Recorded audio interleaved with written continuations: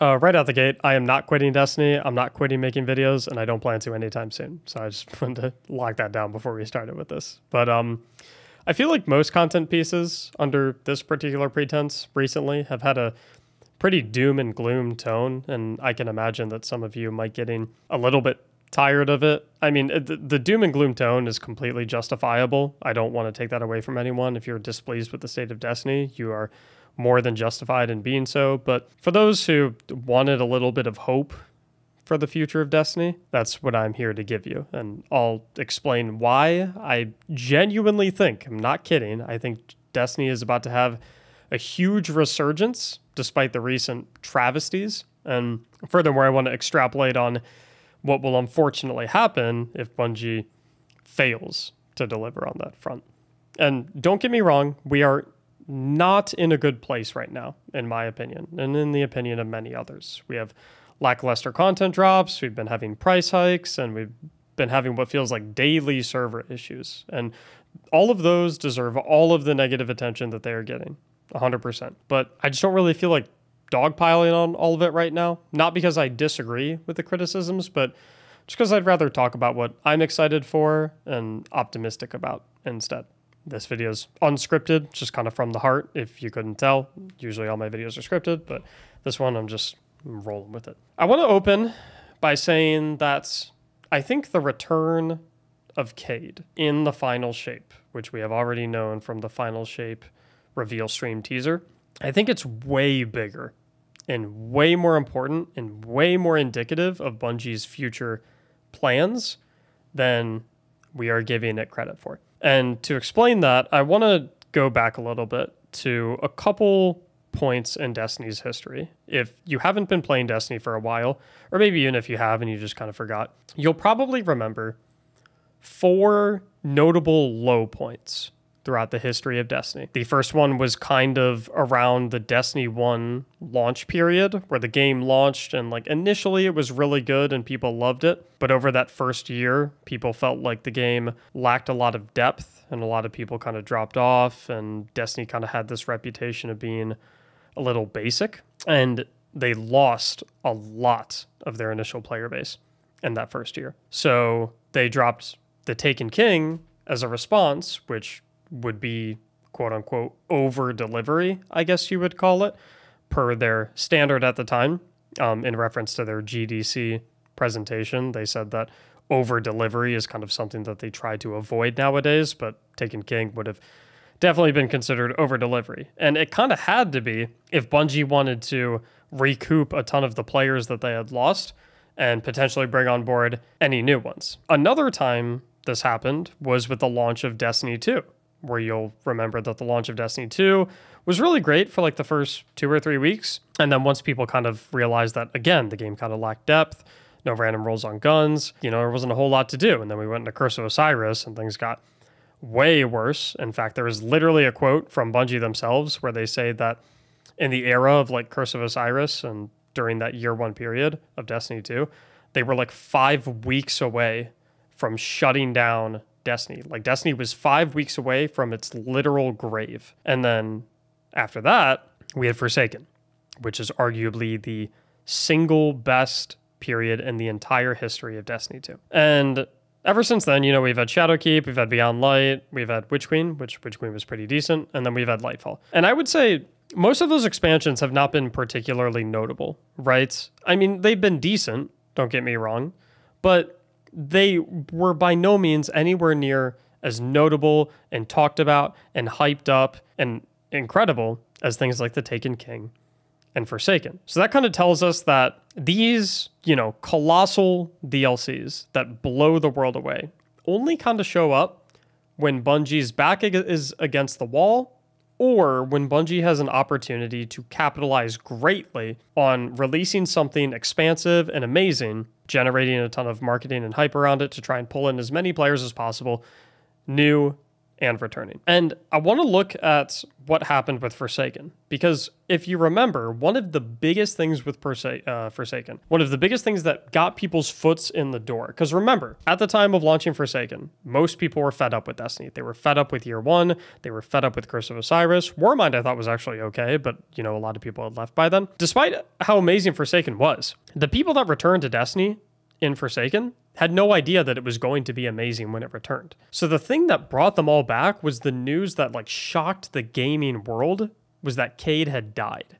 Cayde was killed. Make no mistake, that was a very intentional choice by Bungie at that time as sort of a power play to say, okay, our backs are against the wall. We know that the biggest thing that we can possibly do is kill off one of our most beloved characters. I would say there's two of the most beloved characters in Destiny are Zavala and Cayde. They killed off one of their most by far beloved characters in an effort to shock the world, drum up a lot of conversation and hype about Destiny as they were getting ready to release something that was supposed to save the game. And it worked. And although the game is definitely not in a dying state right now, at least from a player population perspective, we're kind of headed there in terms of community sentiment.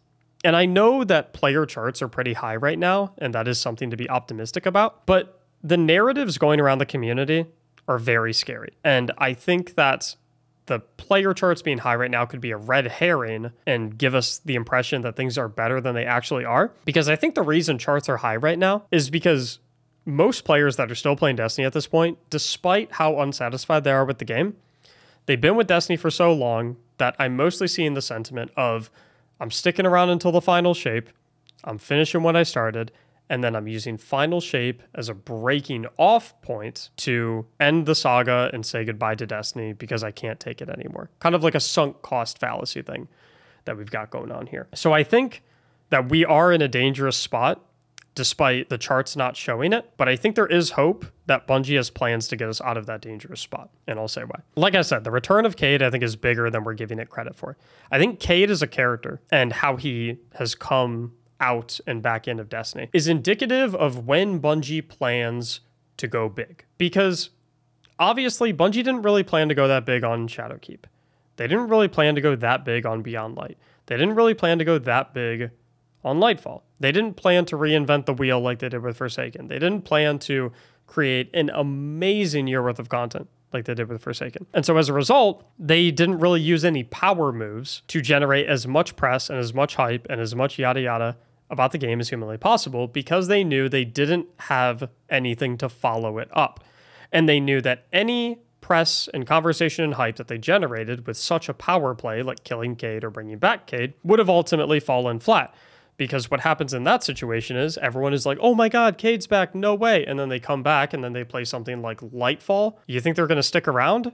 Definitely not. So they've kind of wasted that return of Cayde card because you only get to kill a character off once and bring them back once. Anytime you do it after that, people are just kind of like, we've seen this before. It doesn't work anymore. So I think Bungie bringing back Cayde is indicative of something huge about to happen, of the final shape being massive and potentially something after the final shape being massive. And you might be thinking, Mac, what are you talking about after the final shape being massive? There's a presentation I'll put up on screen right now from the Game Developers Conference. This was a presentation that Bungie gave at the Game Developers Conference, showcasing the development roadmap for Destiny 2 specifically. I want to reiterate, this roadmap is specifically for Destiny 2. This is nothing to do with Marathon, nothing to do with Matter, nothing to do with Destiny Mobile. It's for Destiny 2. So any redacted stuff on here is Destiny 2 related. If you look at the roadmap, the beginning of the era is whenever a piece of content begins development. So you can see here in like mid-2019, Beyond Light began development. And then the end of the arrow is when that piece of content is released to the public. So Beyond Light began development mid-2019 and was released late 2020. Witch Queen began development mid-2020, was released early 2022, et cetera, et cetera. And if you look at this roadmap, you can see that expansions seem to begin development about halfway to 3/4 of the way during the current expansion, right?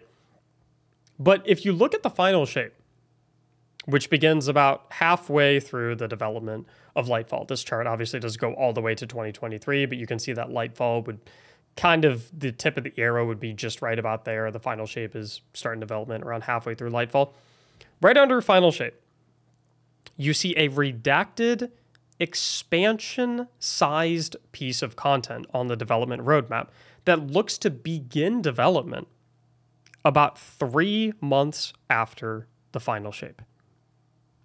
And so this is really weird because literally every other expansion for Destiny has begun development somewhere within the 1/2 to 3/4 way through the previous expansion. Like if you look at Witch Queen, it begins development like almost as Beyond Light is releasing.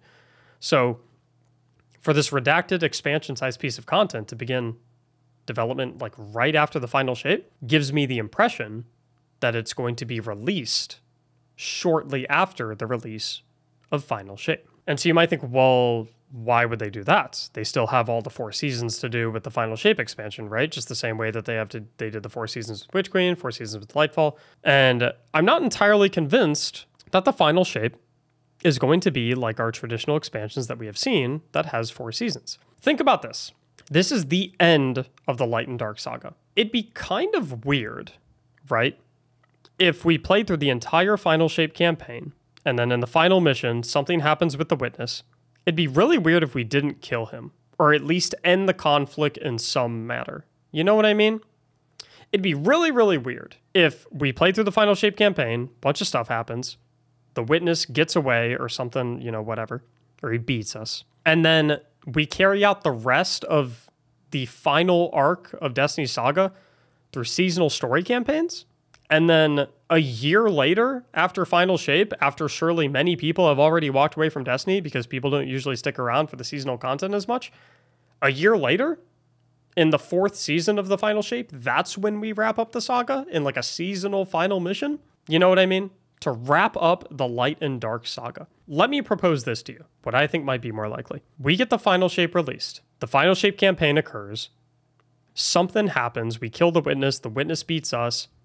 What my theory is that the Witness is going to win in some fashion, reinvent the world, delete the darkness and the light and the Traveler and the Veil in some fashion, and that is what is going to open the door for the new story saga.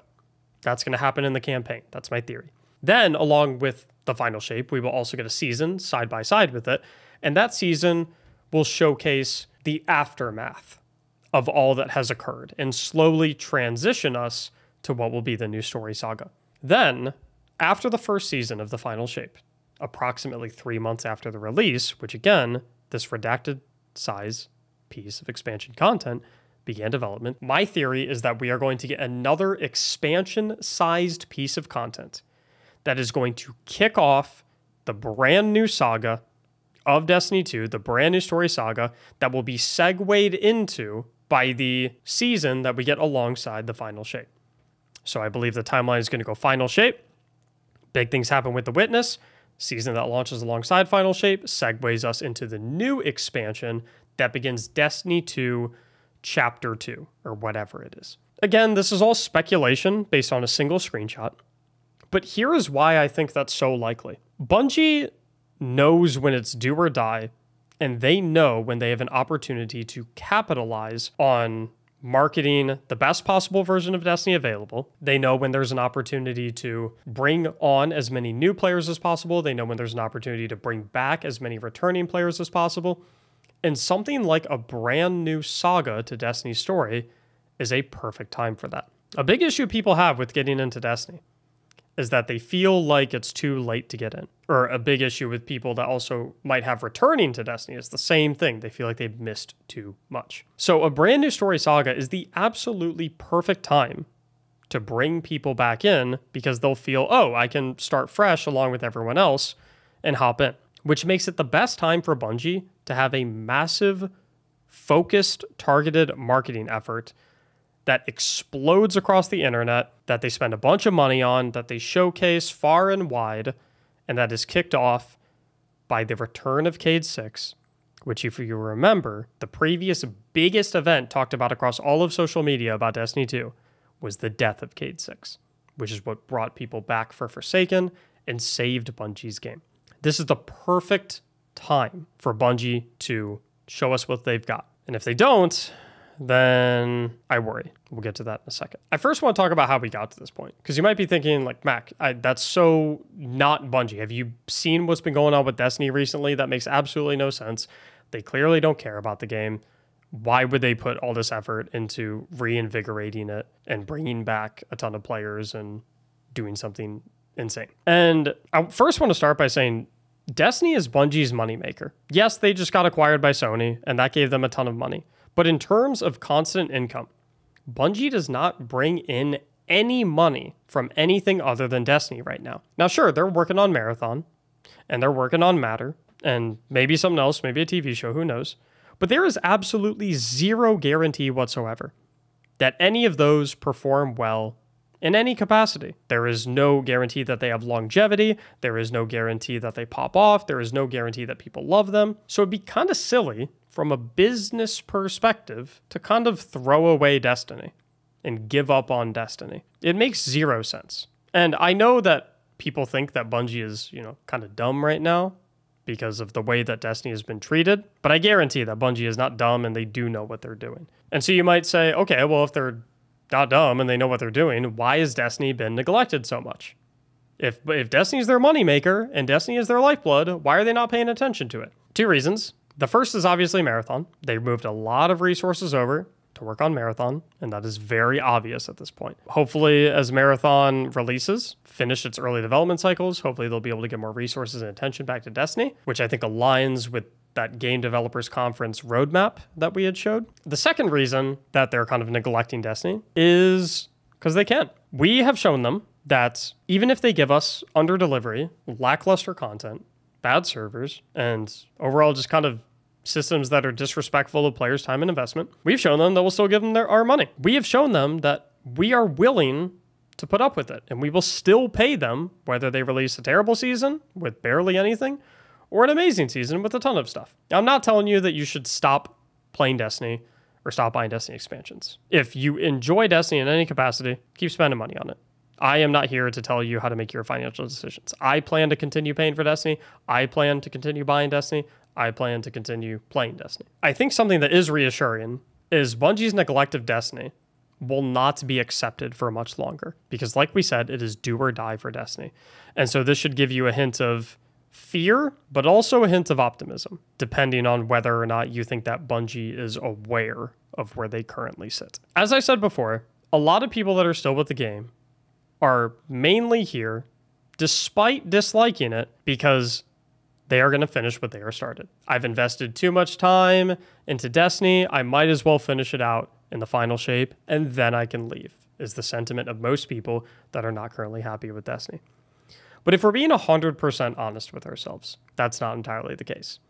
Here is what I think is more likely is going through most players' heads. They're going to play through final shape, and even if the final shape is not amazing, they might tell themselves, I'm done, final shape's my breaking off point, perfect, this is it.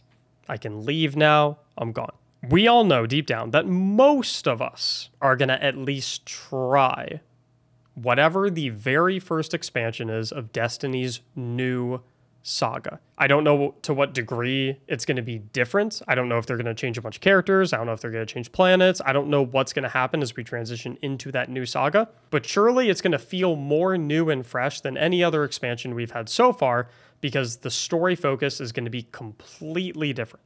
I guarantee that anyone playing Destiny right now is going to, at the very minimum, try the first expansion of Destiny 2 Chapter 2. It's what I'm calling it. If that first chapter of Destiny 2 Chapter 2 is not good, if it's more of the same, if it's more of the lackluster seasonal content, if it's more of the drip feed, if it's more of the microtransaction focus, then that is where people quit. Because then those people are of the mindset of, oh, Bungie hasn't changed at all. I can clearly see by this new expansion. I was attracted to it because it looked pretty and new and there was a new story. But obviously, this is more of the same of what Bungie's been doing for the past 3 years. And in conjunction, they're also going to have the mindset of, additionally, I'm not yet super invested in this story. I've only played one expansion. I'm not invested in the whole story like I was invested and felt the need to play to the end of Final Shape. I'm going to cut ties while I still can, which is what happened back in the launch of Destiny 2 when people first got Destiny 2, played Curse of Osiris, realized that back-to-back, both of them were lackluster and lacked depth, and said to themselves, you know what? I'm not really invested in this game right now.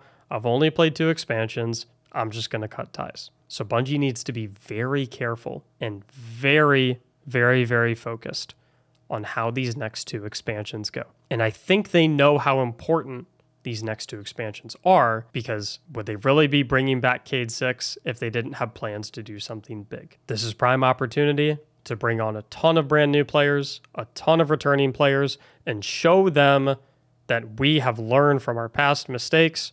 We have learned from the mistakes of the launch of Destiny 1. We have learned from the mistakes of the launch of Destiny 2.